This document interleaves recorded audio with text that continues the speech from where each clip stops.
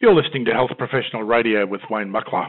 My guest today is Dr. Chris Shade, who is the founder of Quicksilver Scientific in Colorado and joins us today from Sydney, where he's visiting, shortly to run a series of seminars and to launch a portal. We'll get him to tell us all about that. Welcome to Health Professional Radio, Chris. Thank you, Wayne. Happy to be here with you. Now, Chris, you're here to do a series of seminars based on your area of expertise, which I understand is heavy metals.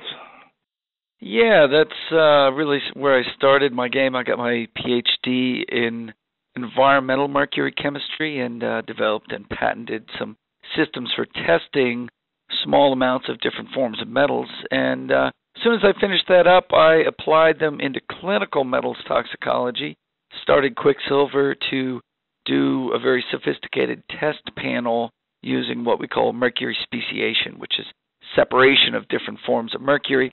And so that's how I got my entrance into the clinical world. And then, of course, everybody knows that once you point out a problem, you got to solve it. And so we started getting into developing detoxification strategies for mercury and other heavy metals, and that included development of liposomal deliveries of nutrients. And that's actually what brings me here, is to lecture for bioceuticals and release a set of 6 products in a liposomal delivery format. Most of these are detoxification products. Now, this liposomal delivery is quite new itself, isn't it? Yes, it is. The concept actually started in the late 60s, and then it was applied into cosmetics in the 70s and 80s. And then they got better at doing it, and pharmaceutical companies started picking up through the 90s and 2000s, and it's now made its way into the nutraceutical world, originally in kind of cruder forms, but we've brought the pharmaceutical model for making liposomes into nutraceuticals, and I like to say that it delivers on the promise of the nutraceutical. And you probably know what I mean, all these studies we saw before these nutraceuticals come out, like resveratrol and everything it was going to do for us and make us young, and it often doesn't live up to that original promise because of the failure to be delivered. But the liposome is something that's able to deliver on some of those promises by getting high delivery into the blood through an oral sublingual delivery of nanoliposomes. Yeah, I think it's intriguing the way that delivery mechanism works. Every time I'm chatting to someone about it, I'm impressed with the technology behind it. So you've got a new range of detoxification agents being delivered through liposomal delivery? Yes, we do. In the States, that was a bread and butter, really. We do our metal detoxification through upregulating the glutathione system, which means, of course, we have to get glutathione in there, which does not absorb across the GI tract normally. And so the liposome is a way to short-circuit that and get some right into the blood. But then we also have to upregulate different aspects of the enzyme system around glutathione and the transport proteins around glutathione. And so there's other nutraceuticals like lipoic acid that we also bring in liposomal delivery. And then for bioceuticals, we rounded that out with a methyl B12, vitamin D, and CoQ10.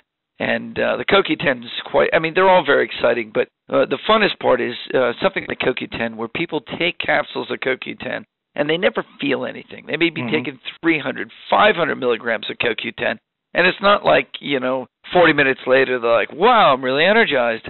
But when you take these intraorally delivered nanoliposomes of CoQ10, you feel it very distinctly. Neurologically, you're very bright, very aware. Your energetics come up in the whole body. So it's really nice to feel these things that we're paying for. Yes, that's nothing works quite as well as being able to take a medication and go, oh, I can feel it working. Exactly. That's what you need. Now, Chris, how common is the problem with heavy metal contamination around the world, and if you have data in Australia? Australia was a little harder to pull up data. A lot of the studies, there was a lot of studies in New Zealand where the fish have quite a bit of mercury. There's a lot of studies through Europe and the U.S. and Canada, and I didn't find as many documenting levels in Australia. And unfortunately, the government, the Australian government, is kind of like, oh, nope, there's no mercury there. Nope, look the other way. And so they didn't address the presence of the mercury in the fish. And it's not that, a lot of people think, oh, my God, I can't eat any fish because of the mercury. And, of course, health officials then worry about getting enough consumption of protein and omega-3s, especially during pregnancy. And it's not like all fish has the same amount of mercury. It's very much you can make good decisions where you can get fish with high amounts of omega-3s and low amounts of mercury. And it's better that the government address it that way rather than putting their head in the sand. And they seem to have done that here a little bit. So your exposure to mercury in Australia is going to come from your fish and from your dental amalgams. Those are the two sources that we really still have worldwide, at least in the first world countries. The second world countries or third world countries, we've sent most of the mercury-containing vaccines off to the third world countries, and they're giving them now to the kids, so they have that exposure. Plus, there's a lot of artisanal mining in South America and Africa that also have mercury issues. But here in Australia, you've got the dental amalgams and you've got the fish. Now, dental amalgams, we used to be at a situation where about 3/4 or more of the population had dental amalgams in the U.S., and I'm sure it's the same in Australia. Now, as dentistry becomes a little more progressive, and they're very slow to become progressive, but it's mostly because of aesthetics, people will start to demand the white fillings instead of the silver fillings. And so now there's lowering of how many amalgam fillings are being placed. In the U.S., it's down to about 50% of the fillings being placed.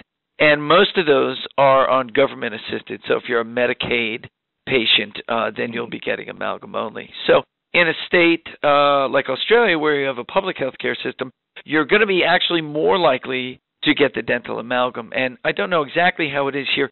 Maybe you have to pay a little bit more to get the white, but there's more of the composite and ceramic fillings available now. And so you'll see less and less of the mercury in amalgam. And you guys have a lot of tuna here, don't you? Yes, in the southern fisheries.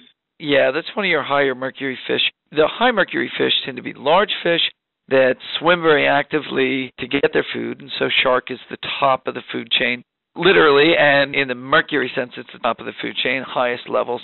Swordfish is second behind that, and then your large tuna coming in behind that. And so if you just make good decisions, I often recommend salmon, especially smaller salmon. You get a lot of good oils. You get natural vitamin D, vitamin A, astaxanthin. That's a good way to go. And if you want to have almost no mercury and eat a lot of fish, well, then go all the way down and eat things like sardines and anchovies and kippers, and then you're totally safe.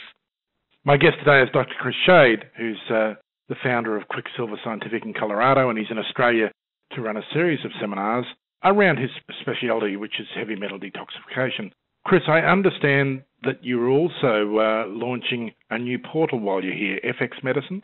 Yes, it's a very exciting time for bioceuticals to get a nice portal to get very accurate scientific information out to the practitioners about what different nutraceuticals do, when to use them, and really get clarity to their dosing to their patients. Because, as I'm sure you're well aware, one of the problems in the integrative medicine world is the widespread use of Dr. Google. And each patient comes into you and he's got all these ideas in his head about what's wrong with him and what to do about it. And so the practitioners these days need very accurate information to really fend off some of these mistaken ideas and also guide them towards a very accurate use of these different products.